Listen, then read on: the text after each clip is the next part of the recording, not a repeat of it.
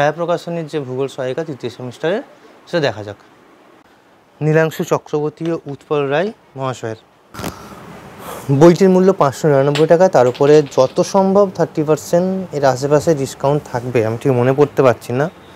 মতবাদ ঐঙ্গিয়ারে মহিষাসের মতবাদ কবে দিয়েছিলেন, মূল বক্তব্য কী, তার প্রয়োজনীয় বল, প্রমাণসমূহ, জিগসোফিট, পুরা জলবায়ু প্রমাণ, মেরু ভ্রমণ, প্রাচীনকালে যে সমস্ত প্রমাণগুলো ছিল সেইগুলো দেওয়া আছে, সমালোচনা বা দুর্বলতা, তার সম্বন্ধে কিছু শর্ট প্রশ্ন, কিছু কিওয়ার্ড দেওয়া আছে।